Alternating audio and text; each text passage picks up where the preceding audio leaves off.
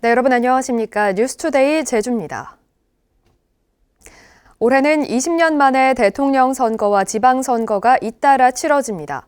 이제 대통령 선거가 2달 앞으로 다가온 가운데 경찰이 불법 선거 운동에 대한 24시간 단속 체제에 들어갔습니다. 박주연 기자입니다. 제19대 대선 후보 경선 투표를 사흘 앞두고 열린 후보 지지 기자회견. 전직 제주도당 대학생위원장 이모 씨가 모 후보를 지지한다며 제주 청년 1,219명 이름이 담긴 명단을 발표했는데 대부분 도용된 이름이었습니다. 이 씨는 결국 허위사실 공표 혐의로 벌금 500만 원을 선고받았습니다. 19대 대선 당시 유튜브 채널에서 후보자 부친을 인민군 상좌 출신이라며 허위사실을 유포한 A 씨는 징역 8월에 집행유예 2년을, 후보가 부정선거에 개입됐다며 SNS에서 투표 불참을 촉구한 B 씨는 벌금 500만 원을 선고받았습니다. 20년 만에 대선과 지방선거가 잇따라 열리면서 이 같은 불법 선거 운동도 늘어날 것으로 우려되는 가운데 경찰이 24시간 단속 체제에 돌입했습니다. 오는 6월 1일까지 금품선거와 공무원 선거관여 등 5대 선거사범을 중점 단속하고 코로나19로 비대면 선거 활동이 늘 것에 대비해 SNS를 통한 선거법 위반 사례도 집중 단속합니다.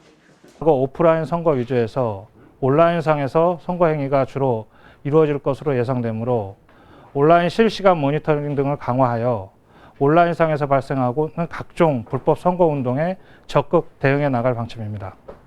제주 지역에서는 2017년 19대 대선에서 선거사범 13명이 검거됐고 2018년 제7회 지방선거에선 55명이 적발되는 등 불법 선거 운동이 끊이지 않고 있습니다. 경찰은 도민들의 자발적인 선거 감시 활동을 이끌어내기 위해 선거사범을 신고할 경우 최고 5억 원까지 보상금을 지급할 계획입니다. MBC 뉴스 박주연입니다.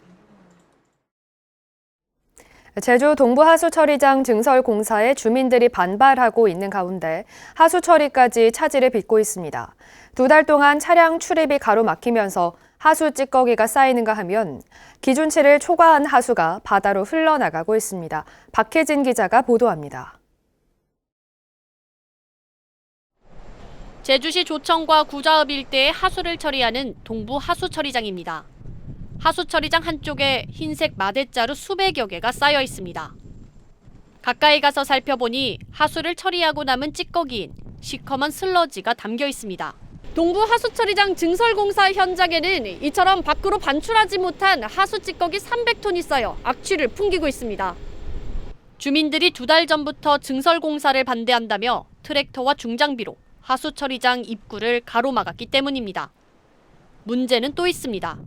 하수처리 과정에서 발생해 바닷속을 부영양화시키는 인해 농도가 거의 날마다 기준 수치인 리터당 2mg을 훨씬 넘어선 채 방류되고 있는 겁니다.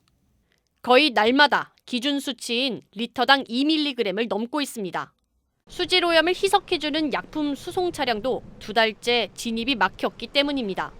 약품도 투입해야 되고 그에서 나오는 탈수 슬러지 그것까지 처리해야 되는데 그 차량 진입이 차단되다 보니까 가서 면담을 해서 지금 증설공사 반대는 반대하는 거로 하고 그다음에 그 운영권만이라도 좀 풀어줘서 운영할 수 있게. 마을 주민들은 기존 하수처리장도 세계 자연유산인 용천동굴 위에 있어 철거해야 하는데도 제주도가 증설을 밀어붙이고 있다고 주장합니다. 6월 말까지는 어떻든 좀 공사 중지하고 말이지 우리도 좀 숨쉴 틈을 달라는 겁니다. 6월 달 돼야 어떻든 행정도 지금 도지사 또 체제도 들어간 상황 아닙니까? 공사 중지를 해가지고 약속만 받으면은 우리도 슬러지도 배출시켜 줄 거고. 동부 하수처리장 증설공사가 주민들과 제주도의 갈등으로 중단된 채 하수처리 기능마저 마비되면서 해양오염 우려까지 커지고 있습니다. MBC 뉴스 박혜진입니다. 최근 한라산 설경을 보려는 등반객이 늘면서 탐방 예약 QR코드가 웃돈을 주고 거래돼 논란이 일고 있습니다. 최근 중고 물품 거래 온라인 사이트에는 탐방 예약제가 운영 중인 한라산 성판악과 관음사 코스 QR코드를 10,000원에서 50,000원에 거래한다는 글이 잇따라 올라오고 있습니다. 제주도는 QR코드가 중고거래 사이트에서 거래되지 않도록 협조를 요청했고 재판매를 막기 위한 대책을 검토하고 있습니다. 코로나19 상황이 장기화되면서 감염 위험 때문에 장보기를 꺼리는 경향이 많아지고 있는데요. 대신 비대면 온라인 쇼핑이 늘어나면서 감귤 판매 방식에도 변화가 나타나고 있습니다. 송원일 기자가 보도합니다. 조그만 스튜디오 안에서 생방송 준비가 한창입니다. 환한 조명 아래 보기 좋게 놓여있는 레디향 감귤. 제주농협에서 진행하는 인터넷 라이브 쇼핑 방송입니다.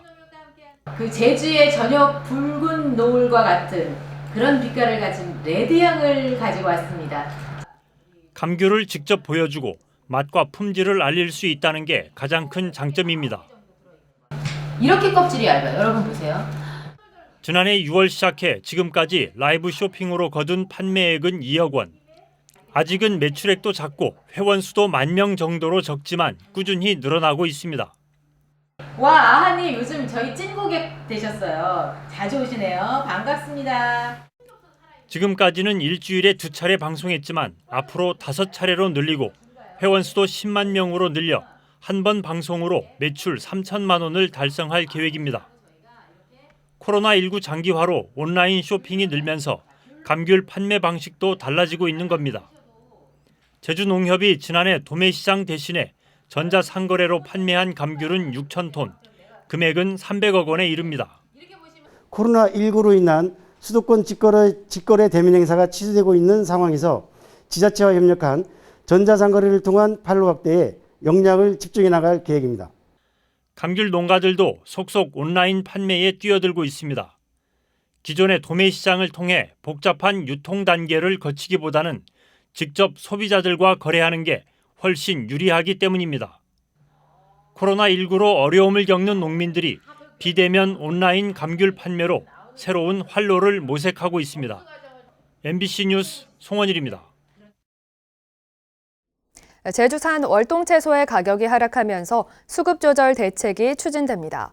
제주산 당근은 최근 도매시장 가격이 평년보다 40% 하락함에 따라 당근 연합회를 중심으로 100헥타르를 자율 감축하기로 결정했습니다. 제주산 양배추도 평년보다 가격이 절반 수준으로 하락하면서 제주도가 일부 생산량의 시장 격리를 검토하고 있고 월동무도 평년보다 25% 하락했습니다.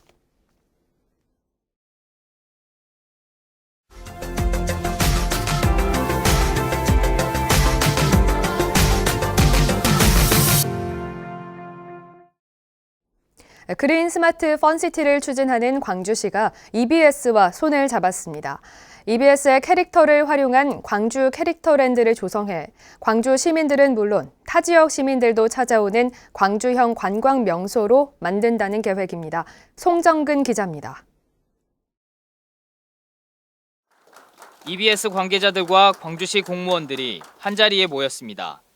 가칭 광주 캐릭터랜드를 조성하는 데 함께 힘을 모으기로 업무 협약을 맺고 있는 겁니다. 광주에 가족들이 함께 여가를 즐길 수 있는 놀이터나 테마공원이 없다는 것에 초점을 맞춰 광주형 관광명소를 추진하기로 뜻을 모았습니다. EBS와 광주광역시가 함께 추진하게 될 유아 어린이를 위한 오프라인 공간과 각종 교육 협력 사업은 가족이 함께하는 펀시티 광주의 핵심 사업이 될 것이라 확신합니다. 광주 캐릭터랜드는 EBS의 지식재산권을 활용해 조성됩니다. 아이들이 좋아하는 펭수나 뽀로로 등 EBS의 22개 캐릭터들을 이용해 테마파크를 만들기로 했습니다. 여기에 광주시의 AI 기술과 더 나아가 메타버스 기술까지 더해 콘텐츠를 더욱 풍성하게 채운다는 계획입니다. 이를 위해 예산은 450억 원을 투입하고 2024년 말까지 공사를 마무리할 예정입니다. 광주시는 광주 캐릭터랜드가 만들어지면 호남의 대표적인 즐길거리가 될 것으로 예상하고 있습니다. EBS가 지난해 10월 파주에 문을 연 구름 테마파크에 평일에도 최대 1,000명가량의 시민들이 찾아오는 등 지역의 명소로 자리 잡고 있기 때문입니다. EBS가 그 방영한 다양한 캐릭터가 있거든요. 펭수랄지 뽀로로랄지 두다다풍 이런 걸 우리의 인공지능 VR 이런 것 다 연결시켜가지고 이제 사업을 추진할 텐데. 펀시티 광주조성 1호 사업인 광주 캐릭터랜드가 노잼 도시라는 이미지를 바꾸고 시민들에게 사랑받는 명소로 자리매김할 수 있을지 관심이 모아지고 있습니다. MBC 뉴스 송정근입니다.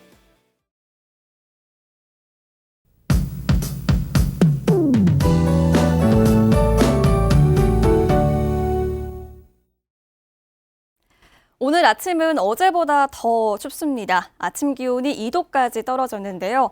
낮에도 5도 안팎에 그치면서 예년보다 6도가량 낮겠습니다. 강한 찬바람은 오전에 잦아들겠지만 내일 다시 강풍이 불면서 당분간 추위가 이어지겠습니다. 두꺼운 겉옷과 방한용품으로 체온 조절 잘 해주시기 바랍니다.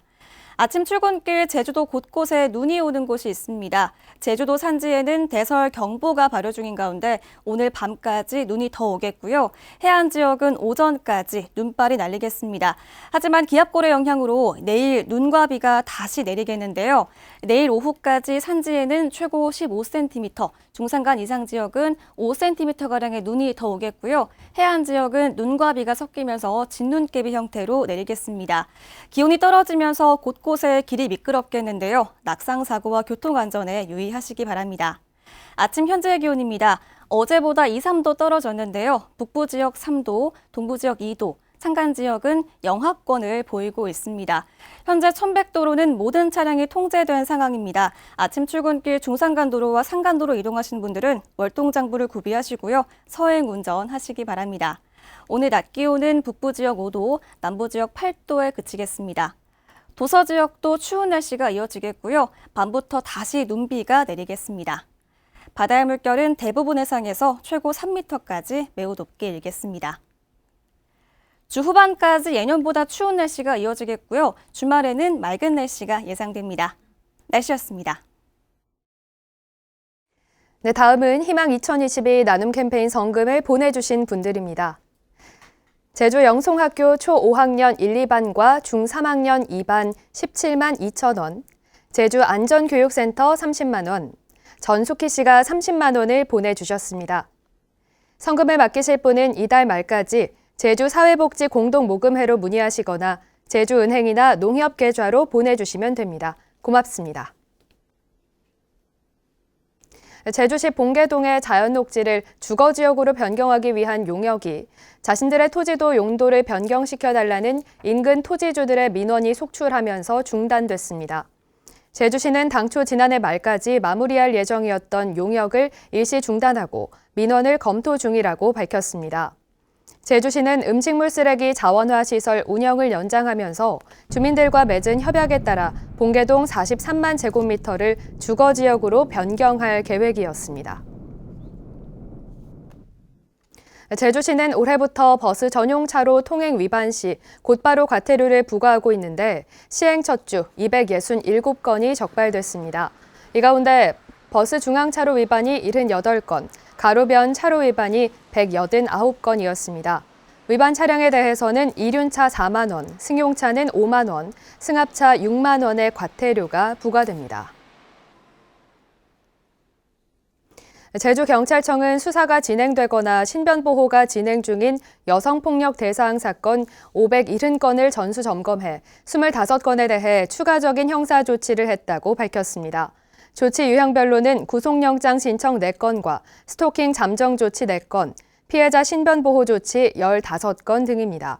경찰은 여성폭력 대상 사건에 대한 정기적인 전수점검을 통해 피해자를 보호하겠다고 밝혔습니다. 설 연휴 제주기점 국제선 운항이 사실상 무산됐습니다. 제주도는 지난해 11월 무사증 일시정지 조치를 해제해달라고 법무부에 요청했지만 오미크론 변이 바이러스가 확산되면서 무사증 재개 논의는 사실상 중단됐습니다. 제주도는 지난달 국제선 항공사를 대상으로 운항 재개 여부를 묻는 수요 조사도 벌였지만 재개 의사를 밝힌 곳은 한 곳도 없었습니다. 설 연휴 제주기점 국내선 항공권 품귀 현상이 빚어지고 있습니다. 항공업계에 따르면 설 연휴 직전인 오는 28일부터 31일 오전까지 김포발 제주행 항공권 예약은 대부분 마감됐고 31일 오후부터 다음 달 2일까지 제주발 김포행 항공권도 80%대를 기록하고 있습니다. 연휴 기간 렌터카는 80%대, 특급 호텔도 70%대의 예약률을 보여 관광업계는 반짝 특수를 예상하고 있습니다. 뉴스투데이 제주를 마치겠습니다. 시청해주신 여러분 고맙습니다.